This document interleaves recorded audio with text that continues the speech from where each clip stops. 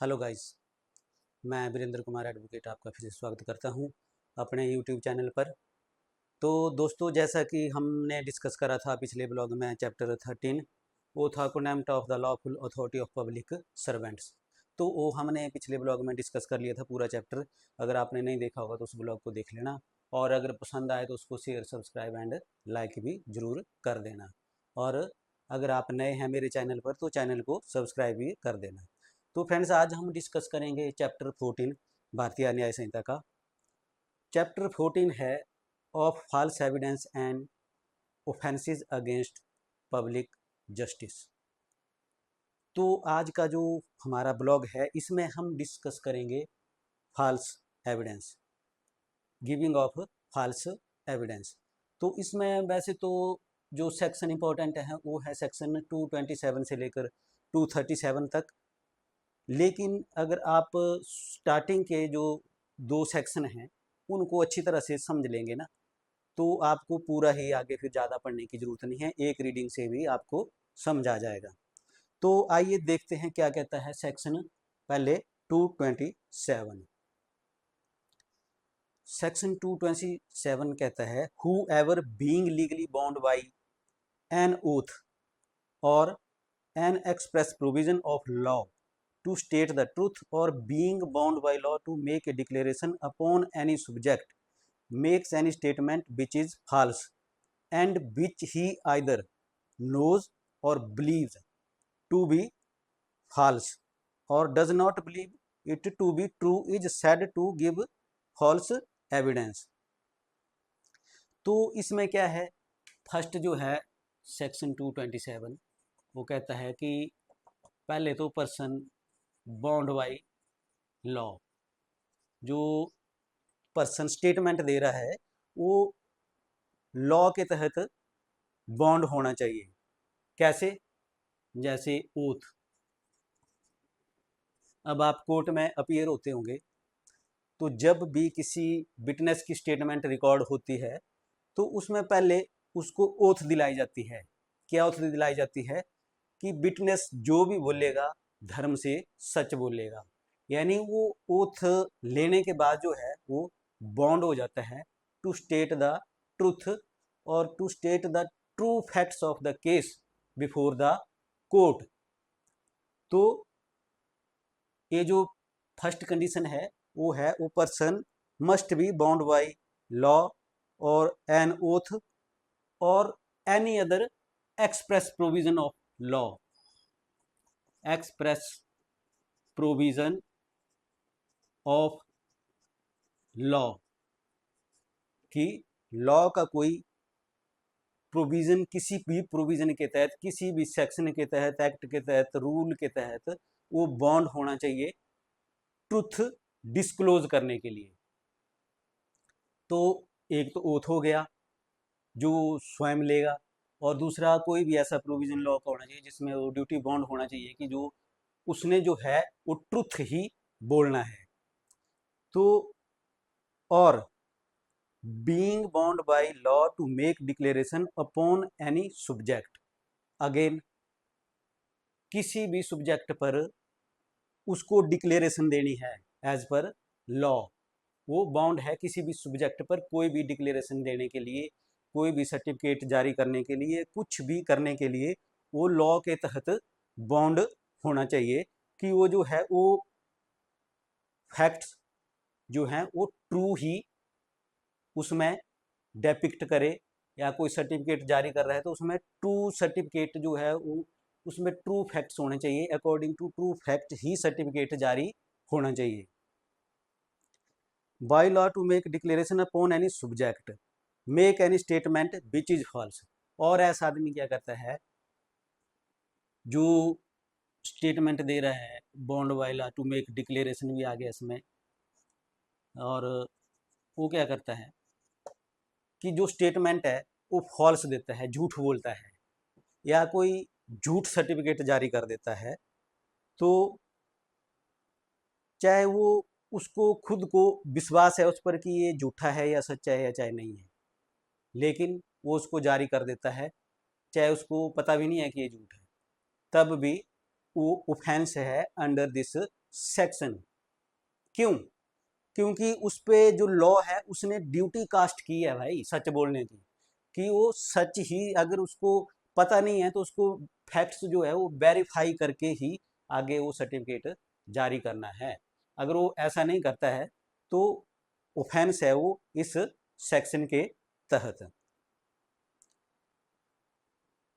क्योंकि that person is said to give false evidence. अब इसमें एक्सप्लेनेशन है। फर्स्ट एक्सप्लेनेशन कहती है, a statement is within the meaning of this section whether it is made verbally or otherwise. तो explanation one क्या कहती है कि जो स्टेटमेंट है वो इस सेक्शन में कवर करती है, चाहे वो ओरल है चाहे रिटन है। तो इसमें कोई डिफरेंस नहीं रह गया, चाहे स्टेटमेंट ओरल है चाहे रिटन है, दोनों तरह की स्टेटमेंट जो है वो सेक्शन में कवर है, वो फॉल्स एविडेंस ही मानी जाएगी। अब इसके बाद है सेकंड एक्सप्लेनेशन, आइए वो देखते क्या कहती है। A false statement is to the belief of the person attesting is within the meaning of this section. मतलब फॉल्स स्टेटमेंट, चाहे वो आदमी बिलीव कर रहा है कि ये सच भी हो सकती है लेकिन उसने फैक्ट्स वेरीफाई नहीं किए हैं, तो स्टेटमेंट भी विद इन दिस सेक्शन आती है। And a person may be guilty of giving false evidence by stating that he believes a thing which he does not believe, as well as by stating that he knows a thing which he does not know. तब भी वो believe करता है कि ये statement जो है true है लेकिन वो ट्रू है नहीं, लेकिन उसका विश्वास है क्योंकि उसने फैक्ट्स वेरीफाई नहीं किए हैं, तो that is also covered under this section false evidence में। अब इसके बाद हैं इसमें एग्जाम्पल डिस्कस किए हुए हैं, अगर आपको थोड़ी भी कन्फ्यूजन बच गई है, वैसे तो मैंने बिल्कुल आसान तरीके से आपको समझा दिया है। अब एग्जाम्पल देख लेते हैं, illustration. A supports of Z claim with B has against Z for 1000 rupees falsely swears on a trial that he heard Z admit the justice of B's claim A has given false evidence। तो इसमें क्या होता है, ये जो B है ये statement देता है Z के अगेंस्ट A के क्लेम के लिए। A ने जो है Z से 1000 रुपीज लेने हैं। ए का क्लेम है फॉल्स क्लेम और बी को पता है चाहे इसके बारे में चाहे नहीं है। मैं एक एग्जांपल में आपको क्लियर कर दूंगा। बी को चाहे इस क्लेम के बारे में पता है चाहे नहीं है कि नहीं है, लेकिन बी कोर्ट में स्टेटमेंट देता है ट्रायल में, केस में, कि मैंने जेड को सुना है बोलते हुए कि उसने ए के 1000 रुपीज देने हैं।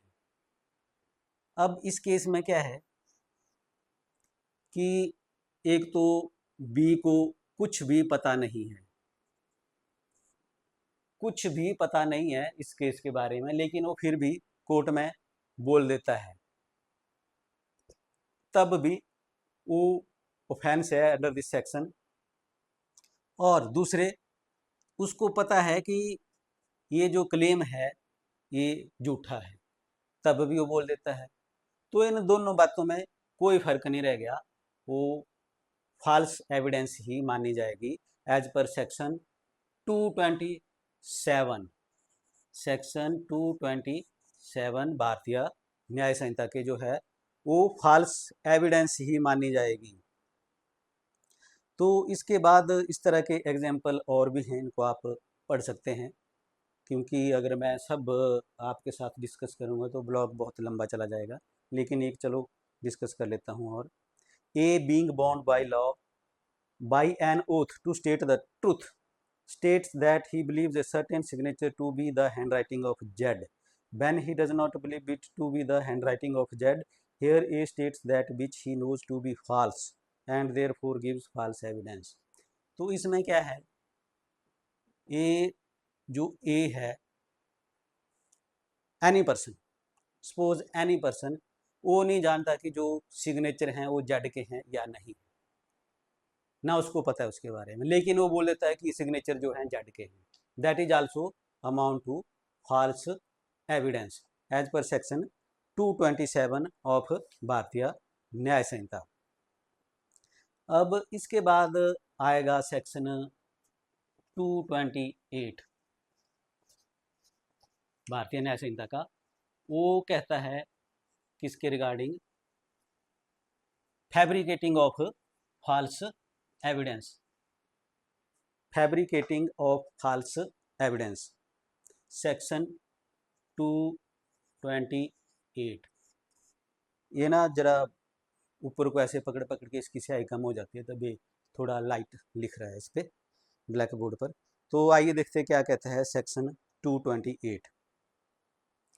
whoever causes any circumstance to exist, क्या करता है, whoever causes any circumstances to exist or make any false entry in any book or record or electronic record or makes any document or electronic record containing a false statement, intending that such circumstances, false entry or false statement may appear in evidence in judicial proceedings or in proceedings taken by law before a public servant as such or before an arbitrator, or and that of such circumstances, false entry or false statement so appearing in evidence may cause any person who in such proceeding is to form an opinion upon the evidence to entertain an erroneous opinion touching any point material to the result of such proceeding is said to fabricate false evidence। तो इसमें क्या होता है, fabricating of false evidence में कोई statement record करना,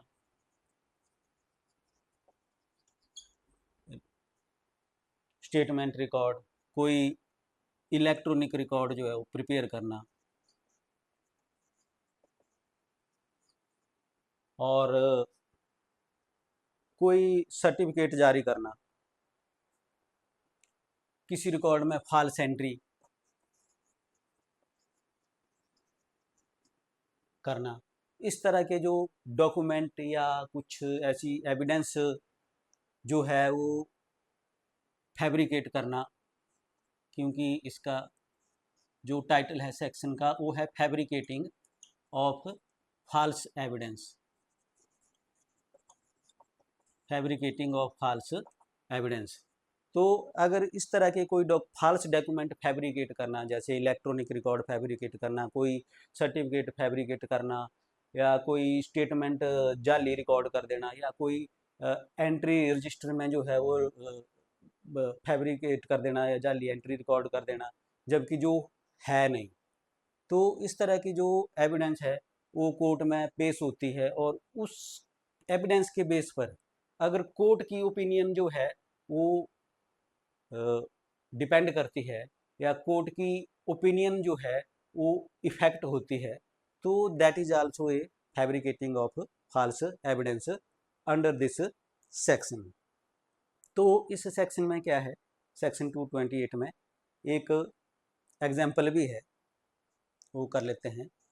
क्या है, A puts jewel into a box, क्या करता है, ए जो है बॉक्स में ज्वेलरी डाल देता है, बॉक्स में ज्वेलरी डाल देता है, जो बॉक्स जो है वो बिलोंग करता है जेड से, बॉक्स जो है जेड से बिलोंग करता है, किस इरादे से कि इस ज्वेलरी को जेड के बॉक्स में देख के जेड को चोर साबित करना चाहता है या उसको सजा दिलाना चाहता है, और जेड जो है वो कन्विक्ट हो जाता है due to keeping of jewellery by A in the box of Z. तो ये क्या हो गया, फैब्रिकेटिंग ऑफ फॉल्स एविडेंस हो गई, फॉल्स रिकॉर्ड हो गई, क्योंकि जो ए ने है ना जेड के बॉक्स में जानबूझकर कि जेड चोरी के केस में फंसे या उसको सजा हो जाए, जेड के बॉक्स में जो है वो ज्वेलरी डाल दी और जेड जो है वो ज्वेलर थीफ डिक्लेयर हो गया। तो इसमें ए ने क्या किया, फॉल्स एविडेंस फैब्रिकेट कर दी। एक एग्जांपल और देख लेते हैं, बी क्या कहता है इसमें, B A makes a false entry in shop book for the purpose of using it as corroborative evidence in a court. A has fabricated false evidence. तो जो शॉप की बुक होती है जिसमें डेली का रिकॉर्ड होता है, उसमें वो फॉल्स एंट्री कर देता है किसी केस की, जो कोर्ट में केस है उसकी जो एविडेंस है या उसको कॉर्बोरेट करने के लिए, उसमें जो है वो बल प्रदान करने के लिए या सहायता प्रदान करने के लिए या एक एविडेंस की चेन को जो कंप्लीट करने के लिए एक शॉप की बुक में जो एंट्री कर देता है और उसको कोर्ट में पेश कर देता है किसी के अगेंस्ट, तो that is also a fabricating of false evidence as per section 228 Bharatiya Nyaya संहिता का। तो ये दो सेक्शन जो थे बहुत ही इम्पोर्टेंट हैं और पूरे चैप्टर का जो सार है इन दो सेक्शनों में ही है, जो मैंने आपसे डिटेल में डिस्कस कर लिए हैं। I hope you understood now. तो अब इसके बाद जो बारी आती है वो आएगी सेक्शन 229 की, क्योंकि ये सेक्शन बहुत ज़रूरी है। अब हम डिस्कस करेंगे। सेक्शन 229 कोई ऑफेंस डिफाइन नहीं कर रहा है, लेकिन सेक्शन 229 कहता है पुनिशमेंट के बारे में। सेक्शन 229 आइए देखते क्या कहते हैं। Whoever intentionally give false evidence in any stage of a judicial proceeding or fabricates false evidence for the purpose of being used in any stage of a judicial proceeding shall be punished with imprisonment of either description for a term which may extend to 7 years and shall also be liable to fine which may extend to 10,000 rupees। तो इसमें जो punishment है, अगर judicial proceeding में कोई false evidence देता है, जैसे हमने सेक्शन 227 में या 228 में डिस्कस करी, या स्टेटमेंट देना या कोई रिकॉर्ड प्रिपेयर करना, फॉल्स रिकॉर्ड कोई प्रिपेयर करता है, इस तरह के कोई करता है, तो उसको 7 साल की सज़ा है, 7 ईयर्स इम्प्रिजनमेंट, और साथ में क्या है, फाइन भी है। तो फाइन कितना है, 10,000 तक जो है वो एक्सटेंड हो सकता है।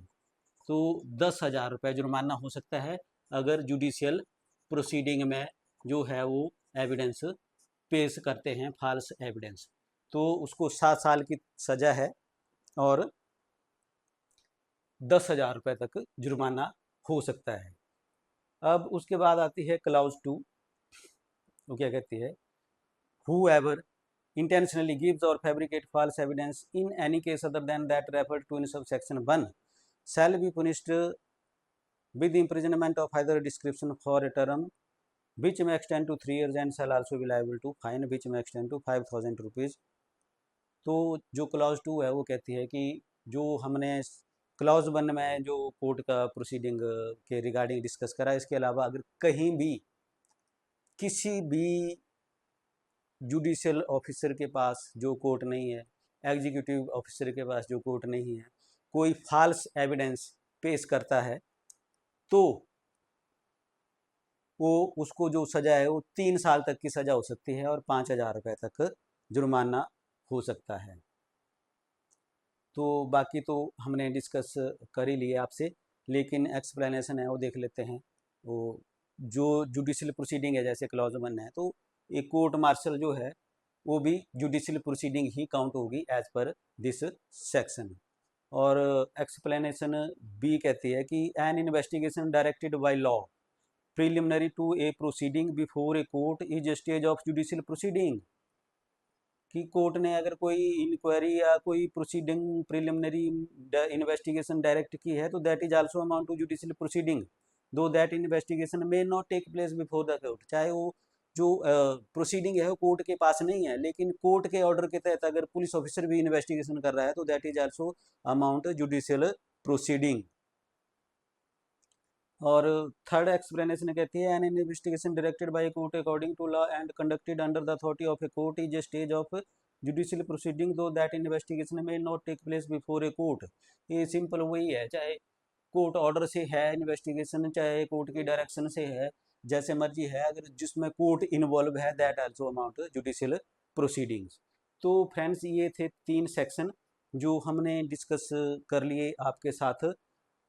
तो ये जो हम डिस्कस कर रहे थे सेक्शन 227 से लेकर 237 तक, तो जो मेन इनका जो क्रक्स है वो इन 3 सेक्शनों में ही है, क्योंकि 2 में जो डेफिनेशन पोर्शन आ गया और जो थर्ड वन है दैट इज 229 उसमें पनिशमेंट आ गई। अगर आप चाहते हैं तो आगे भी हम थोड़ा थोड़ा डिस्कस कर लेते हैं। जो सेक्शन 230 है वो कहता है गिविंग और fabricating false evidence with intent to procure conviction of capital offence. तो इसमें जो सज़ा का अमाउंट वो वेरी हो सकता है। बाकी जो फैब्रिकेटिंग और फॉल्स एविडेंस और गिविंग फॉल्स एविडेंस है वो सेक्शन 227 228 में ही डिस्कस की हुई है। तो इसमें आगे तो आप एक रीडिंग देंगे तो समझ जाएंगे। और लास्ट में section 237 using such true such declaration knowing it to be false, वो भी सारा कुछ हमने डिस्कस कर लिया है। तो उसके बाद फिर अगले ब्लॉग में डिस्कस करेंगे, क्योंकि ब्लॉग बहुत लंबा हो जाएगा, पता नहीं आप देखेंगे कि नहीं। तो मिलते हैं फिर नेक्स्ट ब्लॉग में। तब तक अगर आपको मेरा ब्लॉग अच्छा लगा है और मैं जो समझाया आपको समझा रहा है और अच्छा बढ़िया बढ़िया वीडियो लग रहा है मेरा, तो ज़रूर मेरे वीडियो को लाइक शेयर सब्सक्राइब कीजिए। और अगर आप चैनल पर नए हैं तो मेरे चैनल को सब्सक्राइब भी कीजिए। तो ठीक है फ्रेंड्स, मिलते हैं नेक्स्ट ब्लॉग में। Till then bye.